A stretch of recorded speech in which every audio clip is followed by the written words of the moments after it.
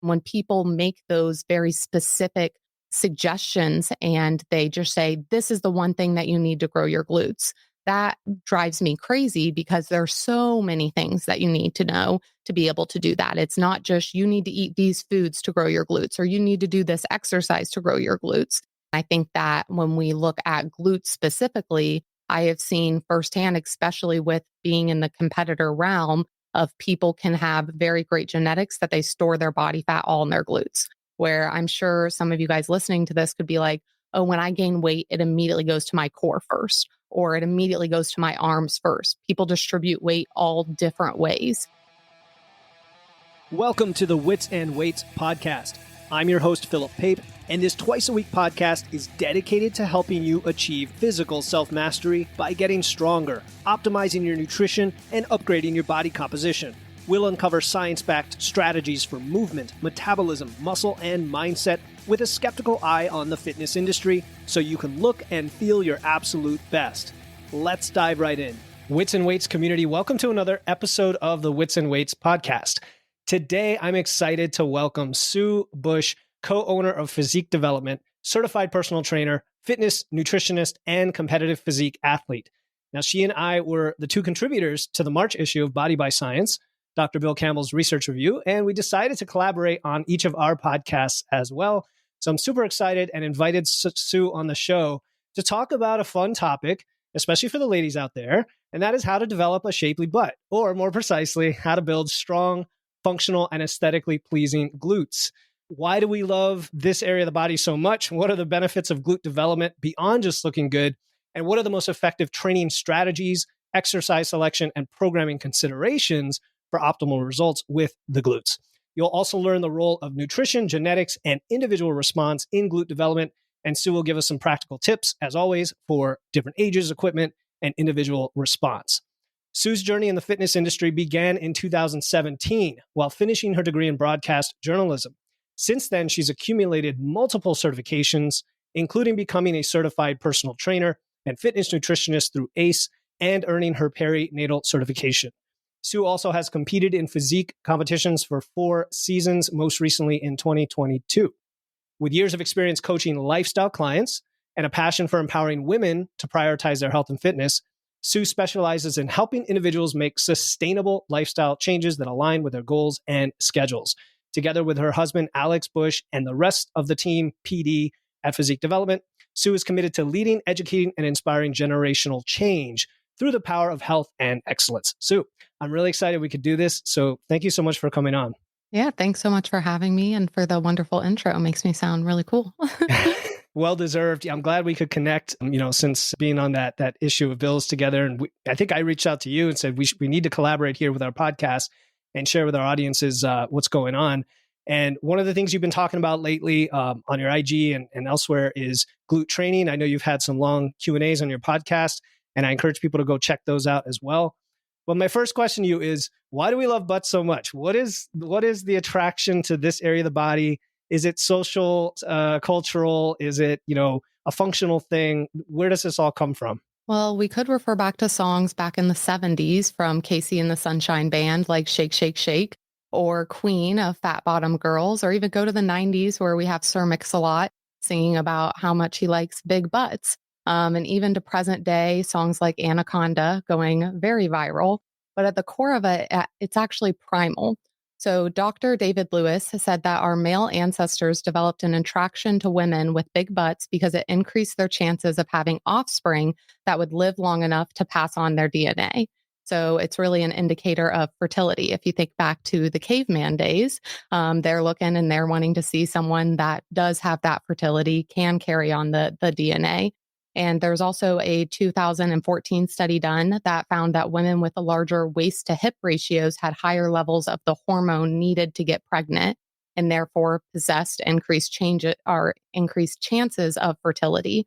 There's also the aspect of you need strong legs and the ability to balance with your center of gravity changing with pregnancy. So it showed that women with larger butts could finish the pregnancy, and having that body fat, because normally to have bigger glutes, you have to have a little bit higher body fat, was a sign of being able to support the pregnancy as well. So again, if we go back to the caveman days, if someone was very, very thin, they might not be able to carry a pregnancy or get pregnant. Whereas if you had a little junk in the trunk, then that was a good signaling of like, hey, you can carry on the DNA, you can sustain a pregnancy and be able to have a healthy child. You But know, another role in this is going to be pop culture.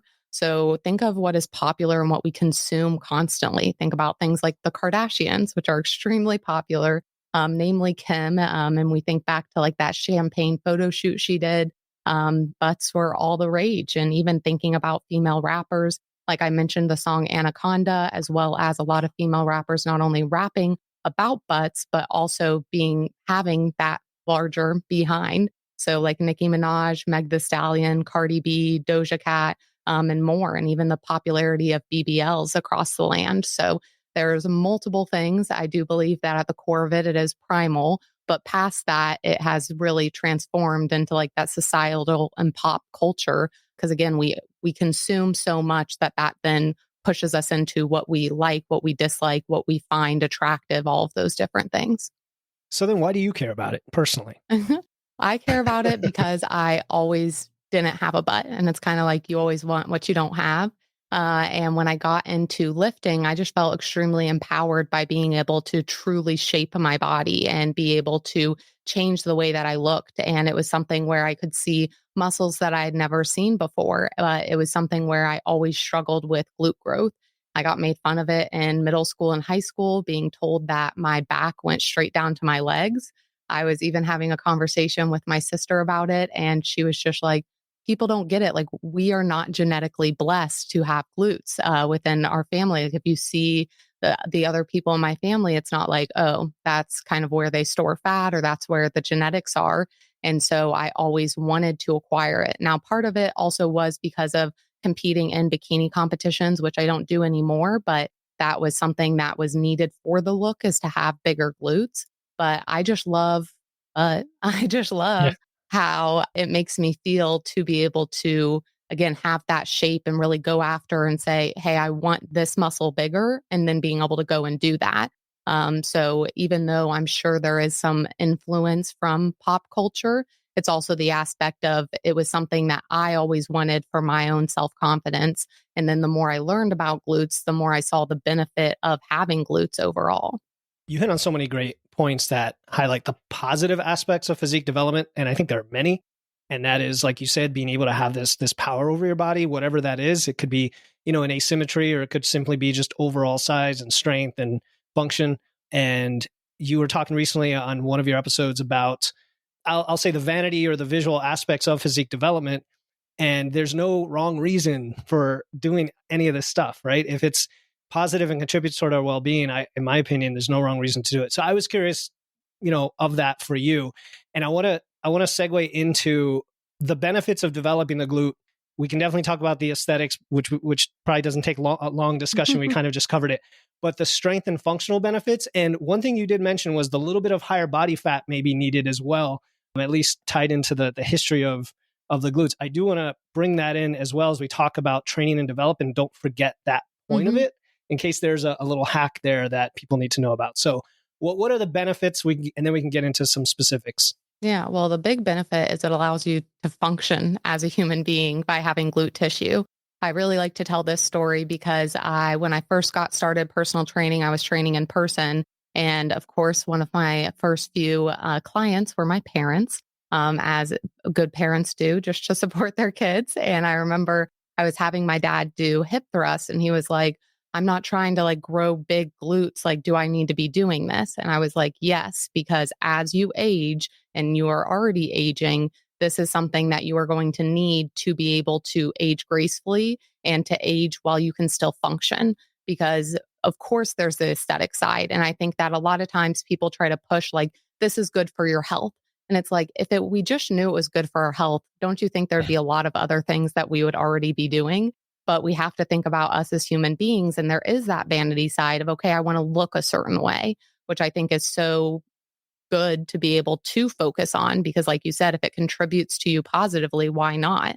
But when we're looking at the glutes, they're going to play a key role in hip stability and pelvis stability, which is going to be so important for things like walking, which we all do, jumping, sprinting, strength training. And it's also something where if we look at the different parts of the glute, they are going to help with hip extension and being able to externally and internally rotate and abduct. So moving the thigh away from the body.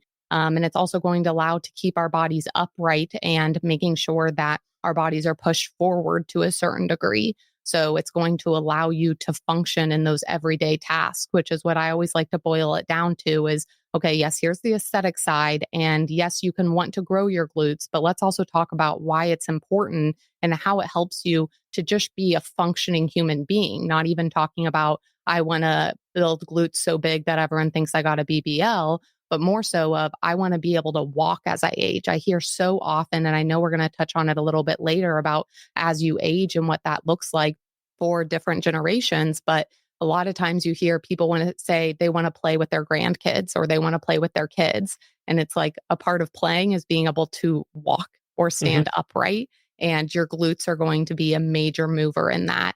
And not to mention how the pelvis then also like goes hand in hand with your core and being able to have that in a good spot, which also goes hand in hand with your glutes. Because when you see people that often have like an anterior pelvic tilt, it's normally that they have really weak core muscles that they can't pull their core in. And it's having that tilted over movement. And that can be from also having weak glutes. And so being able to see how this goes into just how your body literally stands allows you to be like, oh, okay, yes, I can want huge glutes, but I can also want it because it allows me to function as a human being.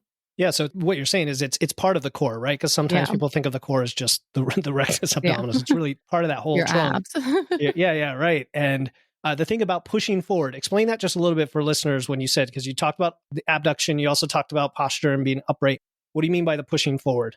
So the aspect of your glutes, like I talked about within your pelvis, that's going to be something that if your pelvis isn't sturdy, then it can put you in a place. And it can also be depending on what it looks like for how you use your glutes, that if your glutes are weak, it can force your body that when it's not balanced, that it compensates with other things. And so then it puts you in a place where it's really difficult because like you talked about with that core box as a whole, that where you have like not just the back of your hips and where your glutes are across your like hip ridge as a whole, but you're also thinking of like your extensors and being able to keep you upright and like push you forward to the degree of not like, okay, I'm going to like lean forward all the way, but more so of the degree of we have forward lean in our bodies and how our rib cages like stand as a whole. So we're not just completely straight up and down. There is some movement there Got it. within our body. Yeah, I love that. Almost like an athletic position, if you will. Mm-hmm. You know, you mentioned getting made fun of for not having much of a butt. I got made fun of for having too much of a butt for a guy. And I wonder about the genetic differences there. Like how much of that is where we store fat versus muscle and how consequential are those genetics? Like you've already mentioned, you can make a change to that, but what is the impact of those genetics when we think of our baseline before we get into, okay, now what do we do for training and nutrition? Yeah, I think one part of that, especially with you talking about like male versus female, it can be on your limb lengths as a whole and how you're able to move through different movements. So, for example, my husband does have big glutes and I've always been jealous of them, but his body is basically primed to be able to bias glutes.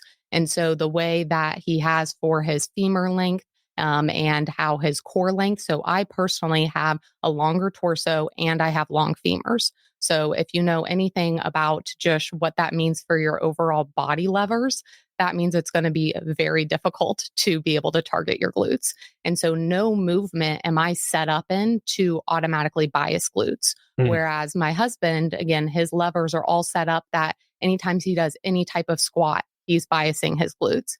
Anytime he does like any kind of like stepping, even like a step up, he is majorly biasing his glutes. Where for me, I had to kind of play around with how I get set up in the movement. So I think part of it is not only going to be, I mean, genetics are going to play into your limb length to a certain degree, but it's also just going to be how your body is laid out for the levers that you are able to do different exercises. So if you even think about things, I always like to use the example of people say like, oh, I'll never look like that person. Mm. And it's like, you may never look like that person because your body is built completely different, not in regards of where your fat is or how lean you are. I'm talking in regards to like if someone has really short glute insertions, they might be able to show and have like a really bubbly Mm. glute just because they don't have as much muscle to fill in and it's able to protrude more and give a different look. Whereas I personally have really long glute insertions, which is great in the term of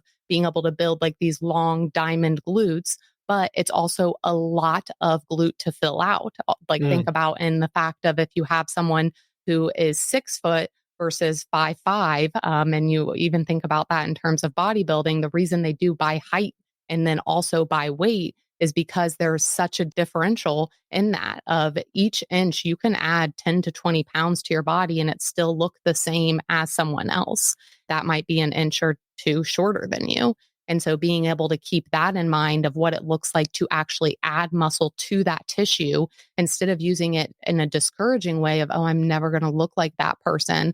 How I've really turned it around for myself is, okay, what are the things like, how can I learn about myself to then reset my expectations and then be able to have new goals for myself? If I can still look at someone and say, like, oh, they have a great physique or I would love to look like them. But instead of then tearing myself apart because I don't look like them, I kind of backtrack and I don't pick them apart, but I'll just say, like, oh, they have a shorter femur and they have a shorter torso. So that's going to make it that they have a much better way of being able to bias their glutes or they have those shorter insertions so that I can just be kinder to myself and be able to realize what that looks like. But genetics do play a huge, huge role when it comes to your glutes and just how your body looks. It's going to be something where it's not the only factor, like we've already mentioned, but it's something that when we have genetics, that's also going to determine where your body fat is stored. And I think that when we look at glutes specifically, I have seen firsthand, especially with being in the competitor realm, of people can have very great genetics that they store their body fat all in their glutes. Where I'm sure some of you guys listening to this could be like, oh, when I gain weight, it immediately goes to my core first, or it immediately goes to my arms first. People distribute weight all different ways.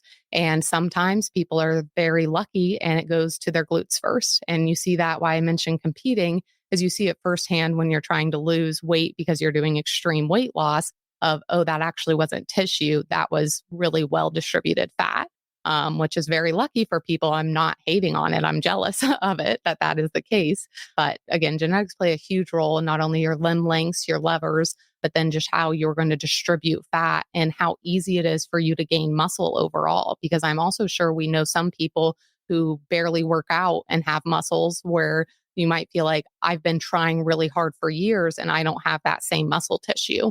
Like those freaks of nature normally come to fruition within competing again, because you see these people and they just build this insane physique. And it's like, how did they do that? It's like, oh, genetics played a role, not to take away from their hard work at all. It takes hard work regardless, but some people are just a little bit more blessed about how their everything, all their anthropometrics lay out for them. You're speaking my language too. I love this. I think you just took genetics and rather than make it this like thing we have and let's move on, it's actually we need to understand our genetics very intimately through our training and biofeedback and collecting data and measurements. And I'm sure there's lots of things we can get into of how to do that besides just you see it and you know it in many cases.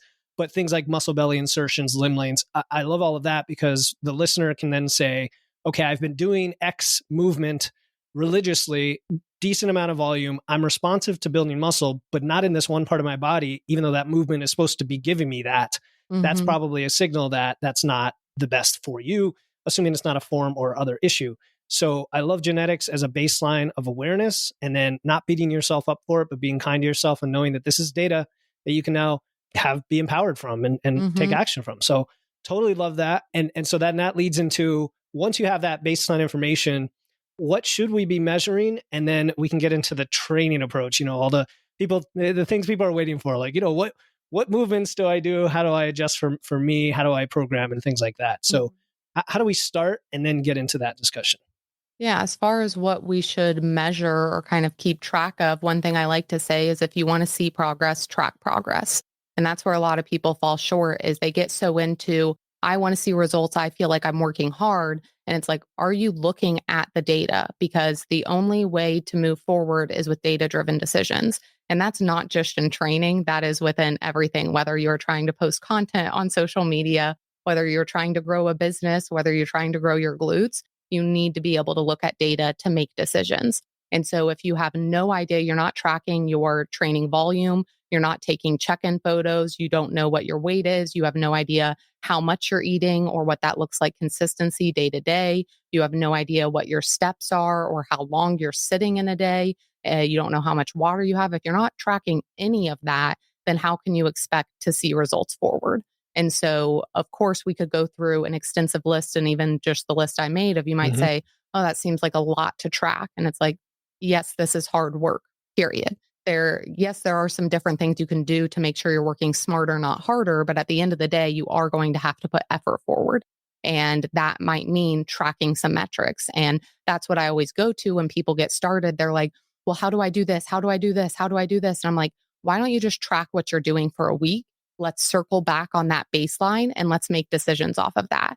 And people get really antsy and they're like, well, aren't you just going to tell me what the plan is? And it's like, I can't make a plan if I don't know the data to then make a thing. Because if I just say, oh, just go ahead and get 8,000 steps and just go ahead and do this, it might be that that person's getting 2,000 steps a day and I just told them to go to 8,000. Or it might be that person's getting 16,000 steps a day and I just said, get at least 8,000. And since I said at least, they're going off the charts and we're getting all of this inflammation possibly and not getting enough food in place because I didn't know what the data was.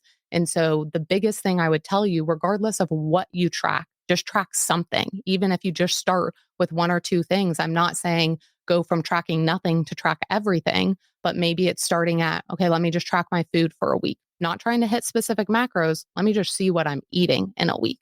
Okay, maybe from there, I go ahead and I add on my steps. Then I go ahead and I add on my water intake, whatever it may be. Just tracking some progress is going to be so much better than nothing. But specifically within glute growth, I think that like food and training obviously go hand in hand with so many things. People hear that time and time again. And you might wonder of, okay, which one is more important? I think that kind of opens the conversation of like what came first, the chicken or the egg. It's like both are important, period.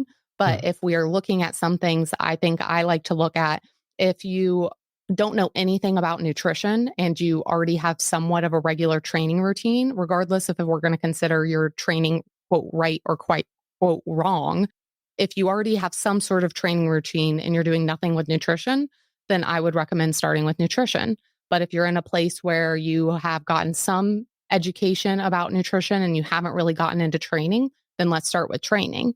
And so I don't think it's a one size fits all of, hey, start with this thing, or this is the thing that you need to focus on. And when people make those very specific suggestions and they just say, this is the one thing that you need to grow your glutes, that drives me crazy because there's so many things that you need to know to be able to do that. It's not just you need to eat these foods to grow your glutes or you need to do this exercise to grow your glutes. It's a multifaceted thing that you need to be able to then look at yourself and reflect and say, what do I need to focus on a little bit more? And have honest conversations with yourself, because that's something where I see, and I'm sure you do a lot across the board, is that someone might be like, well, I am training consistently. And it's like, are you? Like, are you actually? Like, let's have an honest conversation with ourselves about what that looks like. Or even saying like, I train hard. It's like, okay, are you tracking your training sessions at all? Are you just trying to gauge it by if you feel tired at the end of it or if you feel sore the next day? And so really digging into what it means for each person, because it also means different things for each person, is the big thing that I try to dive into, especially if I'm talking about a client or someone's like asking me a question in the DMs of like, should I do this or should I do this? I'm like, well, why do you want to do that? What does this other thing? I normally respond with asking more questions instead of just giving an answer. I'm laughing inside because this is what happens when you get two coaches who agree on all this stuff. And I think the listener, they've heard a lot of this, like you're the female version of me. And with a lot of what you're saying, I mean, everything from the tracking. Yeah, you're so right. Like, is it harder to track or is it harder to just continue having no clue why what you're doing is not giving you the result you want? Like, that's one of the things I like to say. Yeah, it's hard, but like, tracking your budget's hard too, but it's better Yeah. than being broke, Choose your hard, truly. Like, just For decide real. which hard you want to take, because Yes. they're all gonna be hard, and it Yes. might feel like something might feel easier, but is that a short-term comfort or Short-term easy. long-term Yeah. discomfort? Yeah. Because you have to think about that too, of it might feel like it's easier in the moment to do something else, but in the long run, how is that gonna make you feel? Because that's how I felt even about fitness, is that I used to make fun of people who ate healthy and Mm. were, like, working out, because part of it was likely because I wasn't doing it and I felt insecurity about that, whatever it may be. I also just felt that I didn't understand that people could truly be happy doing that. I was coming from a place of Mm. like, that doesn't make me happy to train and do all these other things or to eat a certain way. But it came down from also, I was living day to day with being depressed because of the foods that I was eating and from my lack of movement and the lack of keeping promises to myself. And I literally had to hit rock bottom before I realized of like, oh, this easy isn't actually easy. This is Yeah. causing most of the issues in my life.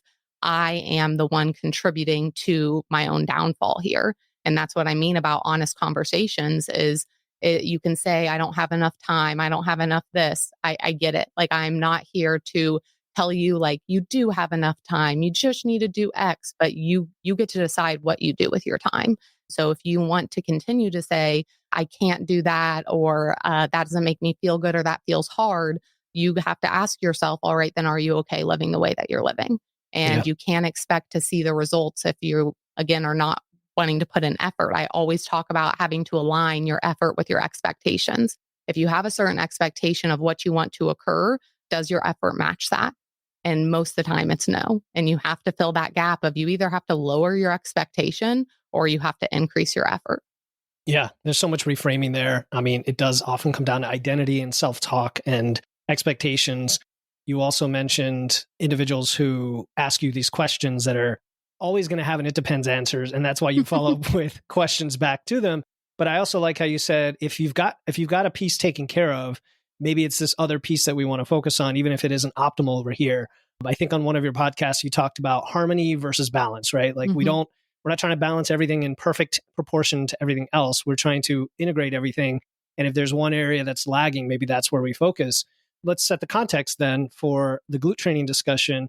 If someone is listening who does have most of the things in place, let's say they have been tracking their food, they understand their maintenance calories, they know how to eat plenty of protein, they're eating nutrient dense foods, things like that, and they're training 3 or 4 days a week with typical hypertrophy or strength program. And now they're like, my glutes aren't where I want them to be. Where would we go from that point in terms of training considerations or anything else? The first two things that I look at within that are going to be training intensity and training execution. So we have a staff of coaches, and one of the coaches had reached out to me and was like, hey, this is what's going on with this client. They are doing this, this, and this. They're checking all of the boxes, but here are the pictures. I'm still not seeing the results that I want to see with this client. And I said, have you ever seen a video of them exercising? And they're like, well, they send some exercise videos, but it's always when they are doing very lightweight and trying to nail down the movement. I said, do you know that for a fact? Or are you making that assumption that that is what they're doing in that video? And they were like, oh, wow, I feel like such an idiot for not looking at this sooner. I was like, you don't need to feel like an idiot. This is just the gap. And this is where a lot of coaches and especially online coaches fall short is they do not look at the people training. That is the most massive thing that you miss out with training online is you don't actually get to see the person train. And that's why it is a very huge part of our service is you are going to send videos of you training and we mark in the training. These are the videos I want to see. This is when I want to see them. And this is the reason I want to see it, whether it's checking your form or checking your intensity on something. Because I find most of the time, even if someone's like, oh, yeah, I'm hitting this RPE and I am training hard, it's like, then let me see it. Let's see what failure looks like for you. And that's not to say that you should take everything to failure. I think that's where I struggle with talking about intensity is I feel like people then go to the extreme and they're like, I need to be limping out of the gym and I need to take everything to failure and actually be dying. And it's like, you need to, again, put in effort. You do need to have intensity, but there is a push and pull to that when it comes to your recoverability and what it looks like for the goal of the training. And so I always look at the execution and intensity. And I've even found when it comes to my clients that the clients that normally are coaches themselves, they'll be like, I just want to learn from you, or I just want the accountability. And then I'm like, then I need to see these videos. And they're like, I know how to do the exercise. Like, I'm a coach too. And I was like, all right, then like send the video and I'll tell you it's all good to go. And that's normally they are shocked of like, oh, I'm not having the best execution in this, or I'm not having the right intensity within what I'm doing. And so I would highly recommend that if you are working with a coach, to send videos to your coach, even if it feels like you don't want to whip out your phone in the gym and you don't want to have the tripod and all that stuff. Again, that's one thing of, are you willing to have less results by not having that slight discomfort of having your phone out? Or are you willing to take the video to make sure that you get the best results possible? And so I would highly recommend that you're sending in regular videos. That's something we also say is the clients that have the best results time and time again are the clients that regularly send in exercise videos. And I will even like nag some of my clients of like, I haven't seen videos in this amount of weeks. And like, I need to check back on this instead of just saying we're going through the motions. The most value that I got from this was the fact that I had someone that I could talk to about anything and that there was going to be no judgment. It was just, well, here are your goals. Here's the best way that you're going to achieve it. And then let's work together to help you feel inspired and motivated to do that. And there's a lot of people out there trying to be coaches, and not all of them have done the work. And also just be a genuine person that is positive and coming from the heart in terms of wanting to help. And Philip really embodied all of those qualities. I would recommend him to just about anyone that's looking to achieve goals in that realm of their nutrition and building new habits. So if you have a coach, then go ahead and send them a video. If you don't have a coach, then I will have a video that I'm going to send to Philip for him to put in the show notes, but it's me going through like RPE and intensity. And I think that that's going to be really, really helpful because I go through a whole training session or most of a training session, and I talk through in my head of why I'm rating it a certain RPE and what you have to keep in mind for that. And then our YouTube channel also has almost every exercise of how to do the exercise execution, because that is so, so important to be able to have the correct execution. But even just videoing yourself, like that goes such a long way, even if you don't have a coach that you're sending it to, because I do not want you trying to look over in the mirror and make sure that your form is correct. Take a video of yourself, go back and watch it. I do that personally still. Like, yes, I have a coach and I send stuff to the coach, but not everything, because sometimes I take a video and I'm like, oh, I can just make this small tweak and then I'm good to go. And I will watch our own videos, compare, make sure that it's all set, and use that time and time again. So regardless of if you have a coach or not, there is an actionable plan for you recording yourself training and being able to send that. And again, having those honest conversations of, is this hard versus is this reaching the actual RPE that I need to? Because I have very many times gone in, done a set and been like, man, that was hard. I'm not going to go up in weight. And then I think back and I say, how many more reps could I have done at that weight? And sometimes I'll be like, oh, that was hard. That was definitely an RPE 8. And then I'll ask myself, how many more reps could you have done? And I'll be like, maybe 3 or 4. And it's like, that just went from an 8 to a 6 RPE real quick. And I realize how much stronger I am. And having that logbook is a big, big part of it. Because if you are not tracking things in a logbook, whether it's a digital logbook or an actual logbook, then do not complain about your progress. I swear to God, do not complain about your progress if you are not tracking anything within your training, because I have notes and it not only helps me to cut out all the guessing of what weight I should go to, even if the training stimulus changes, even if the order of the exercise change, even if anything changes, I can make a very, very, very good educated guess and almost always be within 5 to 10 pounds of where I need to be on the first time I do something because of keeping that logbook. Not just because, oh, she's a coach, this is what she dedicates her time to and all of that. It's because I take the extra effort and I track these extra things and I make notes. So it'll say, this was a little bit easy starting off, go to this weight next week. Or this is what it's not just keeping the weight, because if you're like, oh, I can keep track of like, I did 80 pounds for this last time. It's like, it's not just knowing your general weight for it. Because again, the rep range can change, the set number can change, the tempo can change, where it is in the session can change, so many things. But then there's also different forms of improvement. Of it's not just, I just increased in weight. You could have had better form at the same weight. You could have had better engagement at the same weight. You could have had better tempo at the same weight. You could have used the same weight and gotten more reps, or done it for more sets, or done it with less rest in between the sets. So there's so many things that go into it. And there's no physical way, unless you have a perfect photographic memory, for you to not track those things and think that you're just going to go into the gym and know what to do, because you're likely wasting your time trying to pick the right weight. Then when you finally get to the right weight, you might have accumulated volume from trying to pick the right weight. You're elongating your sessions, you're making it confusing for yourself, and you're not being able to just go in there and train. And that's where people are also getting frustrated of, I'm not able to see the results that I want. And it's like, yeah, because you're not going in there and tracking what you need to get it done. So having a logbook is, outside of just filming yourself, is going to be a huge part of the intensity to make sure that you've got everything locked down. So much there, Sue. It's You're hard good. doing a podcast with someone you agree with everything, because then you're just like, It yes, is. yes. It is. But this is super important. What this section right here, I mean, literally, we just cut this out as its own masterclass, because the answer to the question of what do we do for our training for glutes wasn't, do these movements or follow this program, right? It was train hard, execute, use the proper intensity. And here are the tools for how to do that. And this is applicable to everything in your training. And it's super important. And when you were talking about videos, I was chuckling inside, because how many times have I told people, just take a damn video, send it. Mm-hmm. And you're gonna accelerate your personal growth so much from one video versus banging your head against potentially terrible form for the next 3 months of your training. And then that also compounding and causing aches and pains. Yes. And you're just like, oh, I can't train because I just feel awful. And it's like, well, part of that could be because of how you're training.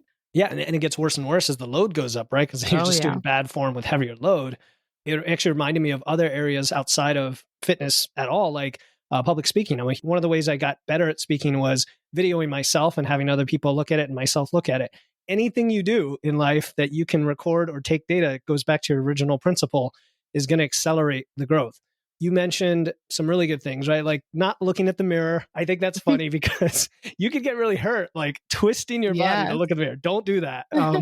Even if the mirror is ahead of you, just don't do that. I'm going to keep my chin tucked to make sure my spine's in alignment, but then I'm going to actually just completely turn my spine and put it in a very inadvantageous position. Yes. I mean, maybe if you're doing bicep curls or something like that, it's fine. But, and then you said log everything. And by logging, not just logging your training, we do talk about that a lot, like using a notebook or an app or whatever makes sense. But like you said, there are many other kind of hidden variables, if you will. There's things that change from what you planned. There are the speed or the RPE or RAR, however you want to measure the intensity and the movement, which you can correlate with your video. Like you said, are you slowing down, or what does hard look like to you? Because not everybody slows down the same way. And I found that like on certain movements, I'm going to slow down more than on others as I get to that RPE. Also, I don't know if you mentioned it, but like all the stuff's happening outside the gym. Like if you have that information as well, that's going to affect your training session too. Even on my training log at the top of it, I say the time in which I'm training. So if ever a weight is off, or like, those times where you're just like, this just felt hard today, or things just felt heavy today. So for that reason, I have things written at the top, and I say what time I'm training, how many meals I've had, and then I just say the date that it is. And then if I have any extra notes, so if I say something like, I'm on my cycle and I'm having cramps, or this is, I ate too far away from when I'm training, or if I just see it and it's like, hey, you're training at 5 p.m. and you've only had 2 meals in, then that might affect how your strength is. Or I'll note, had a poor night of sleep last night, whatever it may be, so that when I'm looking back at numbers, it's not just I'm taking the number from last week and putting it into this week. I'm looking at the factors from the previous session and taking that into the following one, because there's been so many times I've even surprised myself being in a place where it's like, okay, I was hitting this RPE and this was really hard last session. And then the next session, I'm like, oh, I just kind of zoomed past that weight and it was great. And it's not like, yes, there is the adaptations that you have and the growth, all of that is a part of it for sure. But it's also the aspect of Okay, if you had better factors going into it and you were able to be more primed for it, then you're going to have a better session. And it reinforces so many things by keeping that data. Because anytime I'm thinking like, oh, that was hard, then I'll look back and I'll be like, oh yeah, because you're doing 20 more pounds than you did the week before. So it's Mhm. okay that it's difficult. Or it was hard. That's because you didn't sleep well last night and you got over 8,000 more steps than you normally get the day before. So your legs might be a little bit sore. And so understanding the data and being able to take that into it just allows you to, again, reframe things so much better that you don't always have to fight against yourself. I learned, I guess it wasn't that many years ago, but I did learn within the past few years that life is a lot better when you're not constantly fighting yourself. There are Yes. many other things to fight with. There are many other things that you're going up against. There are many things outside of your control, but control the controllables and don't fight against yourself. And so if I've seen, hey, these are the things going on, then I'm not going to take that and either tear myself down or try to do the impossible up against what's already stacked. It's like, this is what I know to be true. What changes do I need to make because of that? Or what do I need to take into consideration because of that? So then it's not that I constantly feel like, oh, my favorite is I'm hitting a plateau. Yep. It's like, This is the buzzword of the day. is it a plateau or did you just not know what data you are even looking at? And so you just stepped on the scale maybe 3 times within a week and it's the same number, or you feel like you're, quote, used the same weight and can't progress. It's like, let's look at the other data and then let's really determine, is this a plateau or not? Because I will tell you 8 times out of 10, it's not normally a plateau. Yeah, it's so good. That's so good. That is the first thing. I would Yeah. have said 10 times out of 10, but I'll give some people the benefit of the doubt that it could be. So 8 times out of 10. Yeah. And I mean, if it's like, if we define plateau as just data hasn't moved, factually, that may be a plateau. But like you said, there could be, 5 variables playing against each other that kind of offset. And then therefore this one Yeah. variable didn't change, but something else is going on there. Even recently, Yeah. I have had a lot go on personally in my life.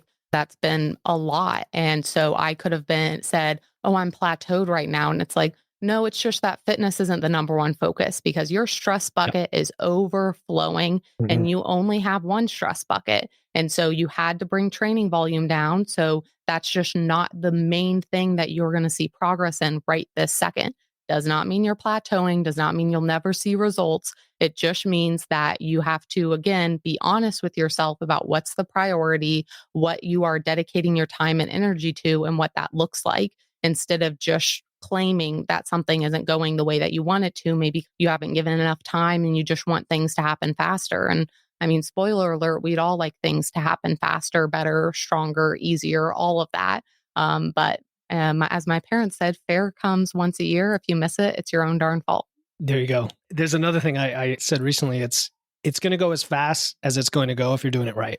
Like, Yeah. that's it. It's just going to go as fast. 100%. That's as fast as it can go is when you're doing it right. And it may be slower than you want. Okay. So now if somebody is dialed in on their training and their execution, their intensity, they're taking videos, maybe they have a coach, or maybe they're listening to these podcasts and actually taking action like we suggest. They're logging everything. And now they're like, my glutes still have more opportunity to get bigger.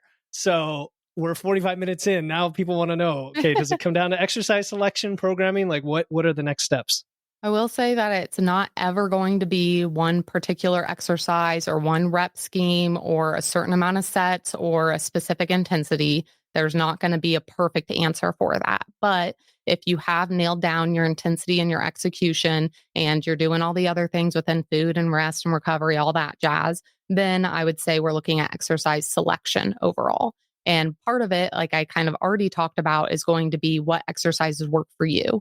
And that is not synonymous with what exercises do you like doing. It is going to be what exercises work for you. So a good example of this, and this goes even just hand in hand with glute training overall, back squats. Back squats can 100% target your glutes. I'm not here to dispute that or to argue that. That is a fact that you can target your glutes with a back squat. For me personally, because of having a long torso and longer femurs, back squat and targeting my glutes is very, very difficult because of the forward lean necessary to target my glutes and how the bar path needs to go to allow it to be a movement where my hips are moving back it is extremely difficult for me to do. So output wise, it doesn't make sense for me to hammer down and say, well, back squats are the answer for me to get in. That's not saying you shouldn't do back squats to grow glutes. Just for me specifically, might not be the best exercise for output. But I could swap that over to, we actually have a Cybex squat press for leg press, and that is mimicking the back squat. But I have not only more stabilization, so I can have more output, but it just allows me to push harder because I'm not having to worry about carrying this load and bending my body in this position that doesn't always work for me. But talking about back squats in general, I would say that if you're trying to grow your glutes, they can be a part of the program, but I wouldn't make it a main focus just because when we look at the systemic fatigue that is going to happen from doing back squats. Because when we talk about exercise selection, we're not only talking about, okay, what exercises are going to be best, but we also want to keep in mind what that looks like for your overall intensity and then your overall volume and how much volume. Because when we're looking at hypertrophy, when we're looking at growth, it is going to be a volume game to a certain extent and how much volume you can get on the muscle. If we're using back squats as our main mover for glutes, you can't get in as many back squats, or after you do your set of back squats, if you try to go into a bunch of other glute movements, you are not only going to be absolutely taxed from the whole fatigue for your whole body that went into the back squats, but it's also putting you in a place where, and I mean, that's going to go into, you can't perform other exercises. And that's even something within programming that people get hurt because they do something and they are going at a certain intensity, then they try to go into another movement that is going to require a lot of stabilization. Like a back squat requires a lot of stabilization because there's not that extra stabilization in place. Like machines create stabilization for you. And so if you're thinking about how can I bias this and not have my other muscles or the muscle I need to work get so fatigued, then you want to keep that in mind. But I also like to be able to think about what it looks like for what position you're training that muscle in. So there's research to show that lengthened position is best for hypertrophy, but all three lengths are going to be needed to have more complete growth, like more total growth overall. So when I always mention those back to back because I don't want someone to say, okay, I'm only going to do lengthened exercises, because they do go, you need to do all of them within shortened, mid-range, and lengthened to be able to have the best growth overall. So what I would advise, obviously this is going to be more general information overall. I'm not personally programming for each and every one of you, but I would say pick 2 exercises that challenge the glutes most in the lengthened position, and then 1 to 2 exercises that challenge the glutes most in the shortened position. So some examples of this for being able to get in the lengthened position are going to be like a bent knee RDL. That would be great for getting your glutes in the lengthened position. Or like I already mentioned, of a leg press when you have the right foot positioning and all of that to be able to get the glutes in the lengthened position, as well as just because a squat / a leg press are going to be like a split squat, that type of movement. You're doing a squat movement, then a split squat is another great option to get your glutes in that lengthened position. And then for getting them in the shortened position, we want to take a look at something like a barbell glute bridge. Or a glute med kickback, or even like a 45-degree hip extension. So you basically want to pick 2 exercises that do the lengthened, 2 that do the shortened, and then be able to use those to challenge the glutes again, most in totality. And by simply doing these exercises are not going to ipso facto get you the glutes of your dreams. It's being able to train hard over time with proper program design and progressions. But it's just something to keep in mind because I always like to give something actionable instead of just talking in huge generalities. And then people are like, well, how do I apply that to myself? Of here's some action that you can take of making sure that you're training things in the lengthened and the shortened, being able to really get good at those exercises and get after that. Because I also think, I know I talked about volume, but people think more is better. And that's not always the case with anything in life. But people think I need to be training glutes 3 times a week to see growth. And I can tell you that you can see plenty of growth with training them 2 times a week, and maybe even better growth because you have the proper time to recover in between, which means that you're going to have more strength and output during the sessions that you're doing them to be able to see the growth that you want to be able to see overall. And I also find that when people are programming that they might program just because they want to be like intense or they want to feel sore. They want to do as many leg movements. People will kind of go into the gym and be like, what's a leg movement or what's a glute movement? I'm going to destroy my glutes. Where people then end up basically doing the same movement pattern over and over and over again. In fact, Alex was just telling me that like The Rock walked through like his leg workout for something. And it was that he started with a 45-degree leg press. Then he went into a vertical leg press. Then he went into a hack squat. Then he went into like a split squat. And then he went into something else where it was just like the squat movement the whole time. And it's like, you didn't have any hinge, you didn't have any hip extension. We need to be able to work the glutes through all of those ranges. And that's what I see is that people just like duplicate what they're trying to do. And it's like, instead of being like, okay, I'm going to do back squat, then I'm going to do leg press, then I'm going to do a split squat, because those are all leg and glute exercises. It's like, let's be a little bit more intelligent with this and think, how can I have a squat? How can I have a hinge? How can I get to hip extension? And being able to include all of that within your training. And again, you don't need to annihilate yourself with 20 different exercises. I can tell you can get the job done with 4 or 5 exercises, and you will be good if, again, you're having the correct intensity, the correct execution, and being able to, I guess that's with execution of like knowing how to actually engage the muscle instead of just thinking, how do I get from point A to point B? It's like, how do I make sure the tension is on the muscle? And that's something where I'm not going to sit here and act like I'm an anatomy expert. Maybe Alex could say that about himself, but I will not say that about myself. But what I will say is understanding or learning a little bit about anatomy is going to help you largely, because your understanding of, again, not just that point A to point B, but why you're trying to move things. And I'm not saying you need to memorize exactly where the origin and insertion point is of all of the muscles, because those are a lot of long and confusing names. And it might confuse you or discourage you of like, I don't understand this. And again, you don't need to, but knowing generally of like, oh, okay, for my lat, it's actually going to attach on the back of my upper arm. So that means I'm going to need to have a neutral grip to hit my lat more. And I want to think about lowering this upper arm first instead of just pulling my arm through. Like, that's going to help you understand things better if you just know some generalities of this originates in this area. Yeah. And this like inserts in this area so that you can have that better picture, you can have that better visual of what you need to do when you're going through the movement.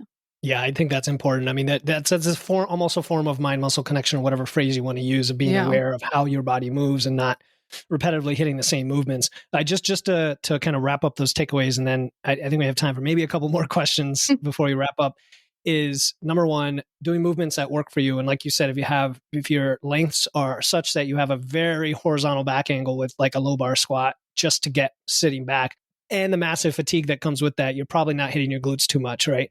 Whereas like I know my back angle on the back squat, I get sore glutes. So for me, that's something that hits them, and I don't want bigger glutes. So I'll also not do that squat. I'm just kidding. The other thing is the fatigue and stimulus kind of balance, or, stimulus to fatigue ratio of knowing what biases the things that you don't want to come along for the ride. So you mentioned machines can give you stability. Sometimes people criticize that aspect of machines. In your case, you're saying take advantage of that because now you can isolate the movement or the muscle that you care about. You also mentioned working across the lengths, and that led to the discussion of like proper diversity of these exercises, and again, knowing your insertions. So really good principles for any part of the body, not just glutes, which I love this discussion because it is very principle based. If I messed anything up, let me know. I did want to ask a tangent to this because we had somebody in our community. We had a bunch of questions. We're not going to get to them all, but Denise asked about movements that are gentle on the back because she had back surgery. A lot of people are having back surgery these days, herniated discs and all that. And she said certain exercises like deadlifts or the glute machine will seem to aggravate her back now. And she's asking if it's a core issue. Now, I know you would want to ask her 10 questions to find out what's really going on. But is there anything that jumps to your mind of like general advice in that area? Yeah. I would say, again, your core is going to play a role in that of just how you are executing that movement and being able to engage things. Because Oftentimes you hear like deadlifts hurt my back, where it can just be of how you're setting up the movement or how you're even initiating the movement of maybe the setup is great, but then you're just pulling from your lower back because you don't know how to engage those other muscles.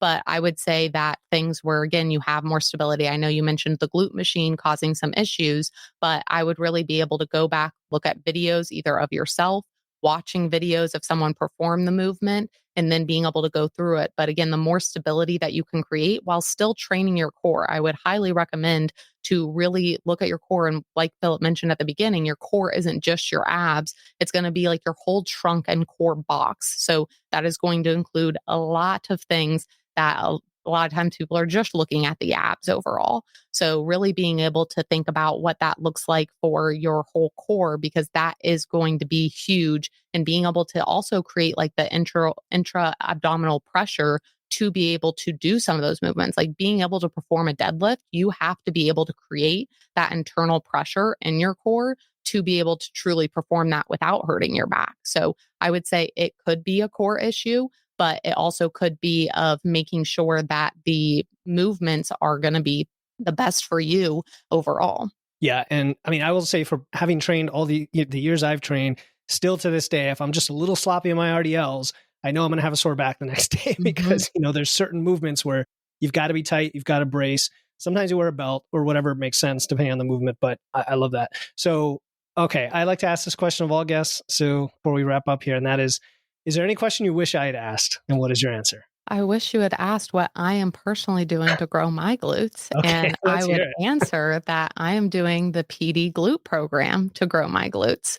So it's actually a 16-week program, which if you follow it, I can guarantee that you are going to see glute growth, which I know there's not a lot of guarantees in this world, but I will guarantee if you actually put in the effort, you will see the results from this. This is a program that we spent years working on, trialing different sessions on clients, trialing different phases on clients, being able to work through what was going to be best. And then I ran through the 16-week program once we had it finished. And I saw throughout the 16 weeks, I saw 3 inches of glute growth. Now, of course, and I know we kind of mentioned that we'd circle back to it, so I'll loop it into this so that we can wrap it all up with a bow on it of gaining glute tissue and possibly some extra body fat. And just in general, I would say that first we need to keep in mind that muscle weighs something, period. So even if you were saying, I want to gain 5 pounds of glute tissue, no fat whatsoever, that means that the scale is going to go up at least 5 pounds. But with that, to gain muscle, you cannot gain muscle completely without gaining any type of fat, but you can minimize that fat gain, which I think is where people get really backwards, is they want to think I want to gain no fat, but instead you should really say, how can I limit the amount of fat that I am going to gain? And so that's something that we really worked on. And we also have a podcast episode about how to properly be in a surplus and what it was kind of thought of I need to be in this massive bulk and I need to eat all of this food. And it's like, yes, you need to eat food if you want to grow a big ass, like that's facts, but it is also going to be the aspect that you don't need to be like eating so much food. We can be in a very small surplus and still see the results we're wanting if, again, that intensity and recovery is linked in together. They all work together. So it's not going to be just if I train really hard in the gym and then I never sleep, then I'm all good to go. Or if I eat all of this food and I do this, then it's all set. It's going to be multiple things that work together in that. So you don't need to gain a ton of fat, but you are likely going to gain a little bit. But also you can hope that some of it goes to your behind as a whole. But within the program, I'm actually running it again for the second time. I took about, I don't know, maybe it was 6 to 8 weeks of I was just doing like 30-minute sessions and doing full body sessions because that's all I could mentally and personally handle. And throughout that time, even with a lot going on personally, I was able to maintain the glute size that I had grown. I think that the most I quote unquote lost was 1/2 inch. But as soon as I started eating enough again and training again, that came back pretty quickly. And I was able to maintain the glute size that I put on even without having the program in place. And then I'm rerunning the program as a whole. But the main reason I want to mention it is that while it is a 16-week program, we actually decided to give away the first 4 weeks for free to really be able to get people into it, to see how great it was, to see what those results looked like. And I just want everyone to have nice glutes. So I will have that link in the show notes for if you are interested in growing your glutes and you are like, okay, I took the actionable things, but I'd rather have like a surefire plan, then I would highly recommend jumping in on that and then purchasing the other 12 weeks afterwards, because the 16 weeks as a whole is where you're really going to see the results, because there is that progression, like I talked about, of the way that you're going to see results over time is having the proper programming and the proper progression. And so we actually set it up perfectly that those first 4 weeks, no matter what training you're coming from, because oftentimes maybe someone's coming from a type of training and then they're going into another one and it's not geared the best, and that's just the volume allocations. There can be a lot of things at play. So those first 4 weeks is basically getting you all set on all the movement patterns and getting you all set on volume. So no matter what training phase you're coming from, that's going to kind of quote unquote reset where you're at. And then you'll be able to go into the 12 weeks and just like exponentially see the results from there, and get you to where you want to go. So that is what I am doing right now. I am extremely passionate about it just because of the time that went into it, as well as I've reaped the benefits from it. And I just want to shout it from the mountains. And someone even called my results fake, which then made my ego way too big, because I was like, I have never had enough glutes or another muscle for someone to claim that it's fake. I'm like, I will take, you have no idea what that just did for my ego. You probably meant it as a major diss, but it really, really pumped me up there. But I just want other people to have that too. Wow. Well, so with all these goodies that you're giving my audience, the glute program, plus you mentioned the video about RPE and intensity, Yeah. we're going to have a bunch of well-gluted people, that's not even a word, walking around the planet. So we'll make it a word. All right. So where can listeners learn more about you? We'll definitely have those call outs in the show notes, but anywhere else you want them to find you? I would say the main place that you can find and interact with me would be Instagram, and it's Suegainz, SUEGAINZ. If you're wondering where that name came from, it actually was from the fact that I went to a 2 Chainz concert in college, and then I became Sue Chainz. And so then when I started fitness, it just made sense to become Suegainz. So from Instagram, you can basically find anything else that you need from me. But also have a podcast, which you can go over and hear Philip on as well. That's right. That's right. All right. I'll put that all that in the show notes as usual, at Suegainz, the bonus video, the glute program, all the amazing stuff. This was awesome, Sue. Even better than as great as I thought it would be having you on here to talk about this, because it was very principle-based and super helpful, no matter who you are, male, female, what you're going after in the world of training to get that physique you want. So thank you so much for coming on, Sue. Thank you for having me. Thank you for tuning in to another episode of Wits and Weights. If you found value in today's episode and know someone else who's looking to level up their wits or weights, please take a moment to share this episode with them.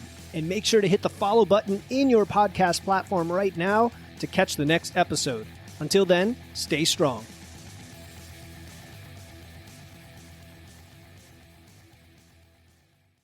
Hey, before you go, I want to let you know about a free resource I have. They are free guides on everything from fat loss to eating out to building muscle to managing hunger to figuring out the best macros for you, and more being added all the time. You want to get the most out of these podcasts and your time to look and feel your best, and these free guides will give you a quick and easy way to know what to do.